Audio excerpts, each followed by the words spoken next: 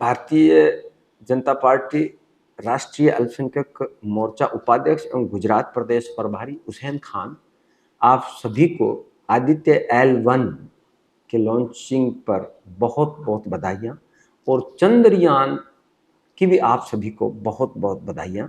माननीय नरेंद्र मोदी जी के नेतृत्व में प्रतिदिन नए आयाम देश में बनाए जा रहे हैं और इसके लिए पूरे भारतवर्ष की जो हमारी जनसंख्या है, हमारे पूरे भारतवर्ष के सभी लोग हैं, सभी गौरवान्वित है, क्योंकि आज विश्व के अंदर में भारत ने अपना नाम कमाया है और अपनी एक नई छाप छोड़ी है।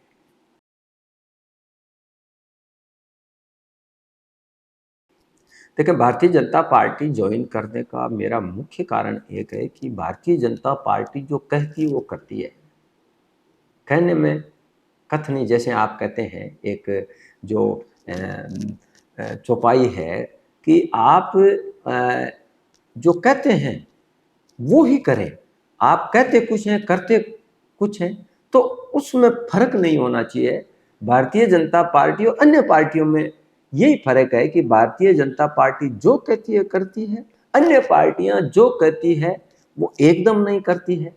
केवल और केवल भारत की जनता और विशेष रूप से अल्पसंख्यक समाज को भड़कलाने का काम करती है। वोट के रूप में उनसे जो है उनका खून चूसना और राजगद्दी प्राप्त करने के बाद में उनको उनके हाल पर छोड़ देना। लेकिन भारतीय जनता पार्टी ऐसा नहीं है। भारतीय जनता पार्टी के आज 300 योजनाएं भारतवर्ष में चल रही है। सभी योजनाओं का फायदा अल्पसंख्यकों को, दलितों को, आय से कम आय, अब जो उनकी गरीबी रेखा से नीचे है उनको, उद्योगपतियों को भी, व्यापारियों को भी, शिक्षा क्षेत्र के लोगों को भी और टेक्नोलॉजी के क्षेत्र के लोगों को भी, सभी को भारतीय जनता पार्टी से किसी न किसी रूप से फायदा होता है। सभी को भारतीय जनता पार्टी देश को आगे बढ़ाने के लिए अपनी योजनाओं में सम्मिलित करती है। और आज अगर हम देखें तो पूरे भारतवर्ष में करीब करीब 95% ऐसे लोग हैं जिनको प्रधानमंत्री माननीय नरेंद्र मोदी जी की योजनाओं का फायदा मिला है। इसलिए, और दूसरी बात यह है, योजनाओं का फायदा जब मिलने की बात आती है तो कहीं भेदभाव नहीं होता। आज तक के इतिहास में आपने कभी भी किसी न्यूज़पेपर में या टीवी में या कहीं पर ये नहीं सुना होगा, देखा होगा, पढ़ा होगा कि फला फला व्यक्ति अल्पसंख्यक समाज का था इसलिए उसको प्रधानमंत्री जी की योजनाओं का फायदा नहीं मिला। और मैं तो ये कहता हूँ, जो अल्पसंख्यक समाज की जो जनसंख्या है उसके अनुपात में डबल फायदा माननीय नरेंद्र मोदी जी की योजनाओं का अल्पसंख्यक समाज को मिला है। इसलिए मेरा जो जिंदगी का जो ध्येय था भारतीय जनता पार्टी में ज्वाइन करने का, वो एक ही था कि जो ये कहती है वो करती है। मेरी जिंदगी की सबसे पहली पार्टी भारतीय जनता पार्टी थी। मेरी जिंदगी का सबसे पहला वोट भारतीय जनता पार्टी का था और अभी तक भारतीय जनता पार्टी में पड़ता आ रहा है और आगे भी माननीय नरेंद्र मोदी जी के नेतृत्व में हम भारतीय जनता पार्टी से लगातार जुड़े रहेंगे। और इस देश का नाम आज माननीय प्रधानमंत्री जी के नेतृत्व में जो लगातार इस विश्व में रोशन होता जा रहा है, वो तो हमारे लिए गौरवान्वित होने वाली बात है। हमारा सर जो है गर्व से ऊपर हो जाता है जब हम ये देखते हैं कि विश्व के लोग देश भारतवर्ष की तारीफ करते हैं। हर क्षेत्र में भारत आगे बढ़ रहा है और वो इसलिए बढ़ रहा है कि हमारा नेतृत्व इतना शानदार है कि वो दूरदर्शिता इनकी जो है देश को आगे बढ़ाने की, वो बहुत लंबे टाइम के सोच की है कि देश का प्रत्येक नागरिक आगे बढ़े और उसके अंदर में कहीं किसी टाइप का भेदभाव ना हो, चाहे वो क्षेत्रवाद हो, चाहे भाषावाद हो, चाहे धर्मवाद हो। भारतीय जनता पार्टी इन विषयों को कहीं नहीं देखती है। वो तो केवल और केवल एक देती है कि भारत का प्रत्येक नागरिक आगे बढ़े और सब लोग जब आगे बढ़ेंगे तो देश अपने आप आगे बढ़ता है। इसलिए मेरा मकसद भारतीय जनता पार्टी में जुड़ने का ये था कि ये एक पार्टी है जो देश के प्रत्येक नागरिक के लिए सोचती है और जो कहती है वो करती भी है।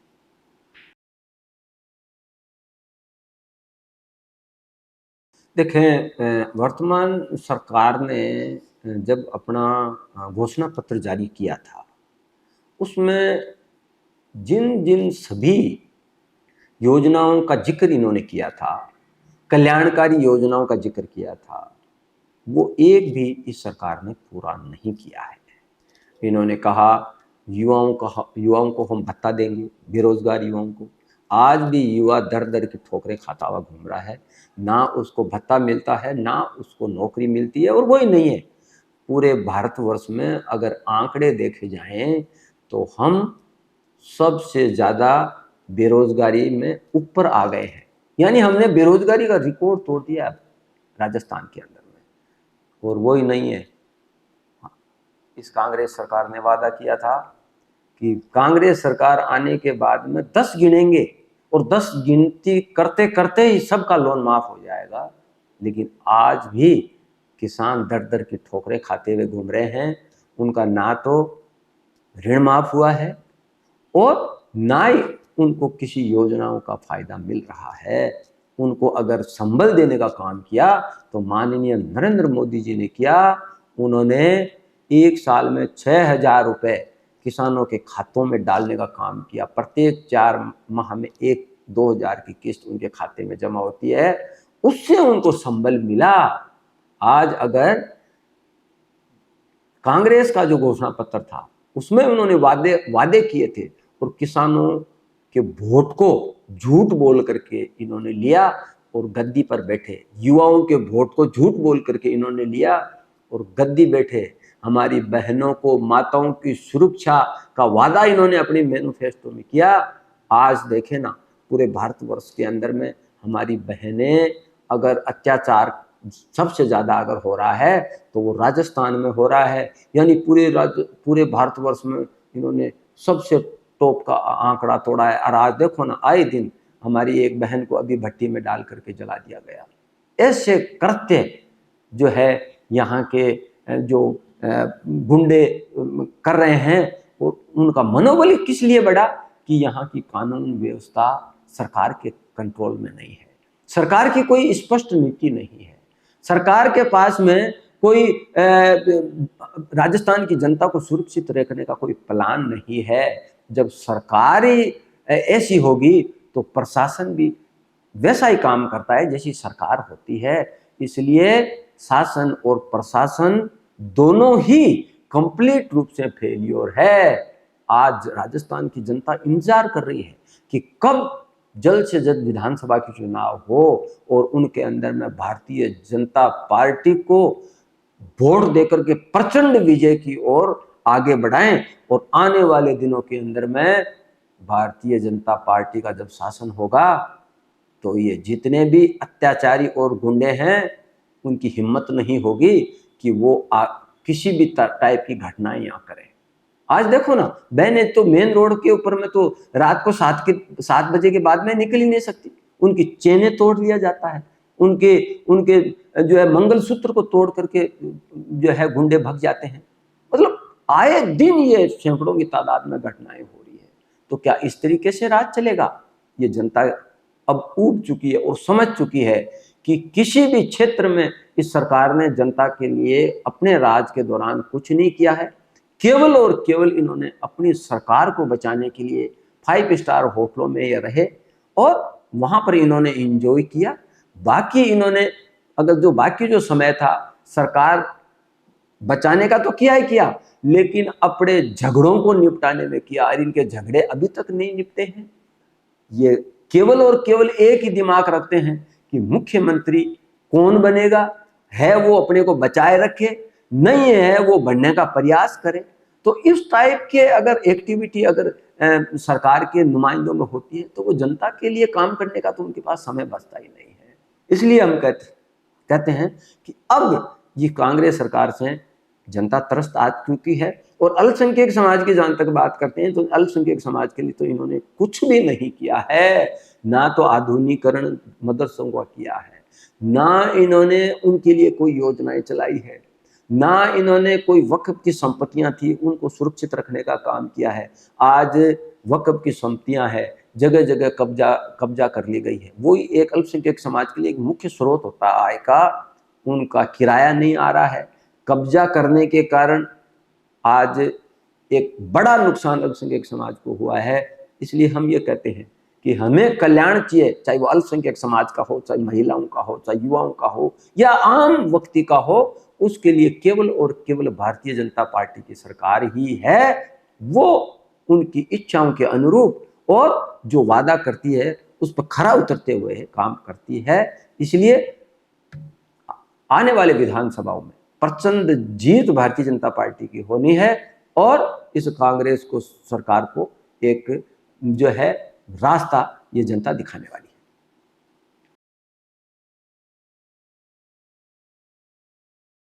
देखें, मुख्यमंत्री जी रिपीट होने का सपना देख रहे हैं और कोई भी सपना तो देख ही सकता है ना, क्योंकि सपना देखने के लिए तो कोई चार्ज लगता ही नहीं है। इसलिए मुख्यमंत्री जी भी बड़े बड़े सपने देख रहे हैं, लेकिन हम ये कहते हैं किस आधार पे ये रिपीट होंगे।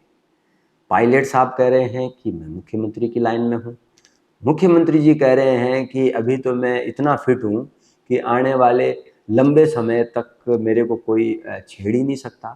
और वो ही नहीं है, इनकी पार्टी में अनेक और भी मुख्यमंत्री की लाइन में है। खाचरियावास साहब ने भी अभी कहा है कि मैं भी मुख्यमंत्री लाइन में हूँ। इसलिए इनके जो झगड़े हैं मुख्यमंत्री बनने के, इन झगड़ों के कारण आज जनता के काम करने के लिए तो इनके पास समय बचा ही नहीं। अपने झगड़ों को निपटाना और झगड़ों को ठंडा करने में इनका पूरा समय निकल गया। और दूसरी बात, हम ये कहते हैं कि अगर आप पूरे भारतवर्ष में पेट्रोल की प्राइस देखेंगे तो राजस्थान में सबसे ज़्यादा है। आप ये देखें ना, आप हमारे जो पड़ोसी राज्य हरियाणा में जाइए, 12 रुपया लीटर पेट्रोल कम प्राइस पर है। और हमारे राजस्थान के जो हरियाणा बॉर्डर पर जो लोग हैं वहाँ से पेट्रोल भरवा के लाते हैं। और राजस्थान के अंदर में जब हरियाणा बॉर्डर जब शुरू होता है उसके पहले 70-80 किलोमीटर तक या तो पेट्रोल स्टेशन मिलेगा नहीं, और अगर पेट्रोल स्टेशन मिलेगा तो उसके अंदर में कोई पेट्रोल भराने वाला आएगा नहीं, क्योंकि पड़ोसी राज्य में जो 12 रुपया कम लीटर पेट्रोल होगा तो लोग वहां पर भरा करके लाते हैं। तो हम ये कहते हैं कि सैकड़ों की तादाद में हमारे पेट्रोल पंप बंद हुए बॉर्डर पर, और लाखों की तादाद में जो लोगों का रोजगार मिला हुआ था वो अपने घर बैठ गए। और वो ही नहीं, आप देखो ना बिजली के ऊपर में इन्होंने कहा कि साहब हमने 100 यूनिट फ्री कर दिया। ठीक है, आपने 100 यूनिट फ्री तो कर दिया, लेकिन आपने बिजली का सरचार्ज जोड़ करके और इस बिजली के बिलों को 3 गुना बढ़ा दिया। आपका जो एक्चुअल बिजली का बिल है, मान लो अगर 1000 है तो आपका बिजली का बिल सरचार्ज और अन्य चार्ज मिला करके 3000 का आ रहा है। यानी 3 गुना बिल आप लोगों के घरों में भेज रहे हो और आप ये बरकलाने वाला काम कर रहे हो कि हमने 100 यूनिट फ्री कर दिया। तो राजस्थान की जनता समझती है कि 100 यूनिट फ्री करने से पहले हमारा बिजली का बिल कितने का आता था, और 100 यूनिट फ्री करने के बावजूद भी 3 गुना ज्यादा बढ़ गया। तो ये इस टाइप की राजनीति आप जनता के साथ करोगे तो इस छल को क्या जनता भूल जाएगी? और वो ही नहीं है, आपने कहा कि हम जो है राजस्थान के अंदर में इन्वेस्टर लाएंगे। आपके पास कहाँ इन्वेस्टर है? आज युवा दर दर की ठोकरें खाता हुआ घूम रहा है। शिक्षित युवा, उसके पास में नौकरी नहीं है। आपने कहा कि हम आपको बेरोजगारी भत्ता देंगे। कहाँ है आपका बेरोजगारी भत्ता? आज युवा दर दर की ठोकरें खाता हुआ घूम रहा है। जब युवा आपको अपनी बात रखने के लिए जाता है तो आप उनको डंडे मार के रातों रात उनके टेंट को उखाड़ करके और उनको गिरफ्तार कर लेते हो। इस टाइप के अत्याचार आप युवाओं पर कर रहे हो। फिर आप कह रहे हो आपकी सरकार रिपीट हो जाएगी। आप ये सपने देखना छोड़ दें, ये सपने ही है। लेकिन मैं ये कहता हूं कि सपने तो वैसे फ्री देखे जाते हैं, उनकी कोई उन पे कोई कीमत चुकानी नहीं पड़ती है। इसलिए सपने अगर आप देखते हो तो छोटे क्यों देखो, बड़े बड़े सपने देखो। वो तो आपका पूरा अधिकार है और उसका फायदा पूरा सपना देखने का आप उठा ही रहे हो। इसलिए ये केवल और केवल मात्र आपका सपना है।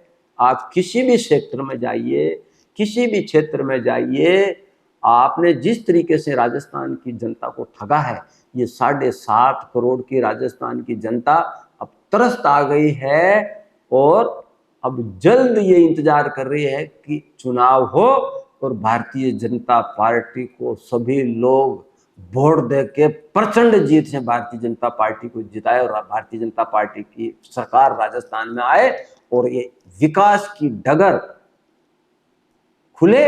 और जो अत्याचार और जो भ्रष्टाचार, आज भ्रष्टाचार देखो ना, बिना भ्रष्टाचार के तो कोई काम ही नहीं हो रहा राजस्थान के अंदर में।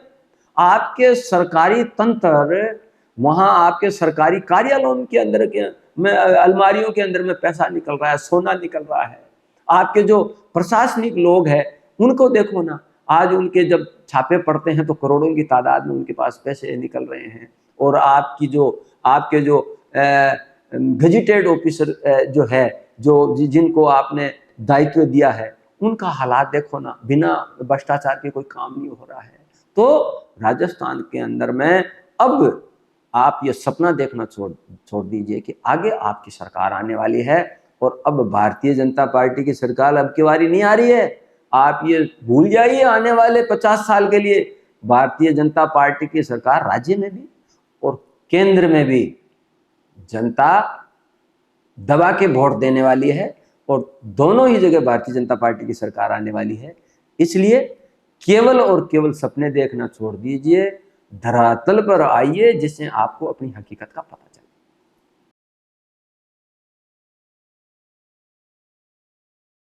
देखें, अल्पसंख्यक भारतीय जनता पार्टी से इसलिए जुड़े कि माननीय प्रधानमंत्री जी की जो योजनाएं हैं आज पूरे भारतवर्ष में 300 से ज़्यादा चल रही है। इन सभी योजनाओं का फायदा सबसे ज़्यादा अल्पसंख्यक समाज को ही मिला। आप देख लीजिए ना, देश के अंदर में करीब करीब 12 करोड़ शौचालय बने हैं, जिसमें 3.8 करोड़ शौचालय अल्पसंख्यक समाज की कॉलोनियों में और जहाँ पर इनके आवास है वहाँ पर बने। आप देखो ना, देश के अंदर में करीब करीब 10 करोड़ गैस कनेक्शन दिए गए। 2.9 करोड़ गैस कनेक्शनों का फायदा अल्पसंख्यक समाज को हुआ। आप ये देखो ना, और वो ही नहीं है, भारत के अंदर में प्रधानमंत्री गरीब कल्याण योजनाएं 80 करोड़ लोगों को फायदा हुआ, जिसमें 25% फायदा अल्पसंख्यक समाज को हुआ।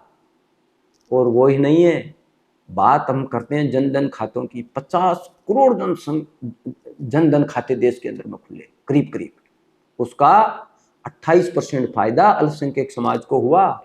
हमारी महिलाएं जानती ही नहीं थी अल्पसंख्यक समाज की कि बैंक क्या होता है, वहां खाता क्या होता है। जब प्रधानमंत्री जी ने कहा कि आप तो जाइए और खाता खुलवाइए, कोई पैसा देने की जरूरत नहीं है, जमा कराने की जरूरत नहीं है, और देश के अंदर में जो गरीब लोग थे, अल्पसंख्यक थे, पिछड़े थे, जो खाते के नाम से कुछ जानते नहीं थे, उन्होंने खाते खुलवाए और अपनी सेविंग जब वो वहाँ जमा कराने लगे तो उनको ऐसा लगा अब हम सुरक्षित हुए हैं।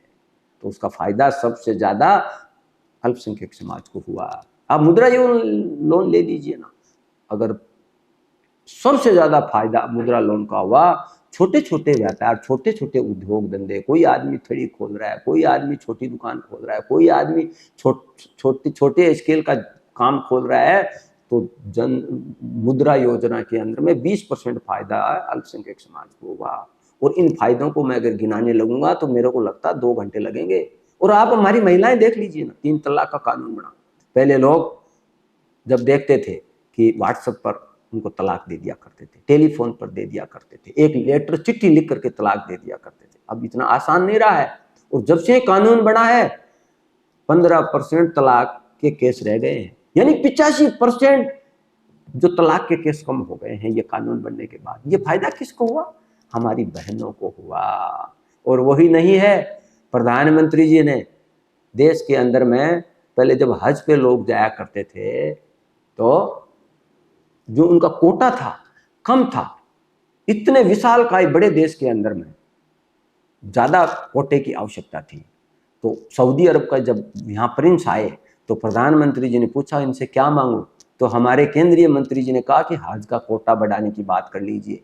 प्रधानमंत्री जी ने कहा कितना, तो उन्होंने कहा 1,75,000। प्रधानमंत्री जी ने 1,75,000 बोला और सऊदी के प्रिंस ने उसको ओके कर दिया।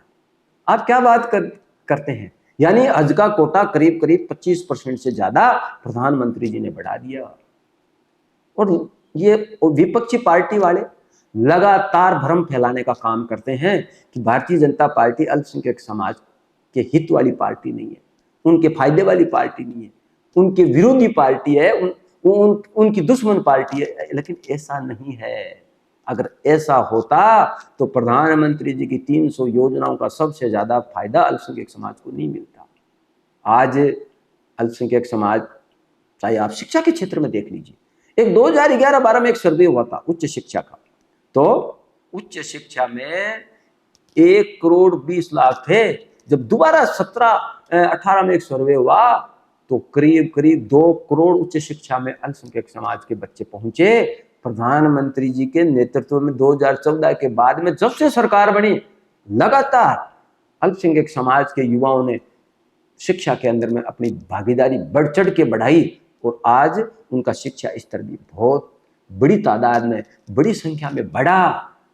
और वही क्यों नहीं, आप बात करो ना, जब गुजरात में माननीय प्रधानमंत्री जी मुख्यमंत्री थे तो एक सर्वे आया, उसमें जब देखा गया कि जब उन्होंने कमान संभाली थी और जब उन्होंने वहां मुख्यमंत्री के रूप में अपना कार्यकाल पूरा किया तो अल्पसंख्यक समाज के लोगों में हर क्षेत्र में उनके आर्थिक विकास में बढ़ोतरी हुई।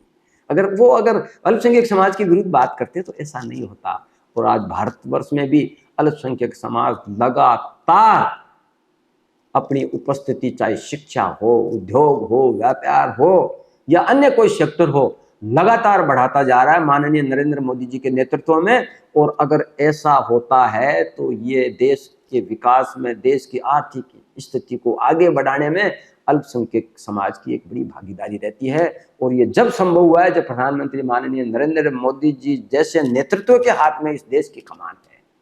इसलिए हम ये कहते हैं कि राजस्थान में देखो ना आप, आए दिन पेपर लीक हो रहे हैं और युवाओं के साथ में धोखा होता जा रहा है। यानी जितने भी एग्जाम हुए उन एग्जामिनेशन के 90% पेपर लीक हुए। तो क्या इस तरीके से युवाओं को ठगा जाए? इस तरीके से पेपर को बेच करके इनके लोग और करोड़ों रुपए कमाते हैं और सरकार आंखें मूंद करके बैठी रहती है। इस टाइप की घटनाएं राजस्थान में नहीं है। अगर केंद्र में भी अगर कोई ऐसी पार्टी आती है तो इस देश का क्या हालत करेगी। इसलिए जरूरी है कि आने वाले समय में हमारे को माननीय नरेंद्र मोदी जी का नेतृत्व लगातार मिलता रहे और इस देश की विकास लगातार आगे बढ़ती रहे और उसमें अल्पसंख्यक समाज का हित सबसे ज्यादा है।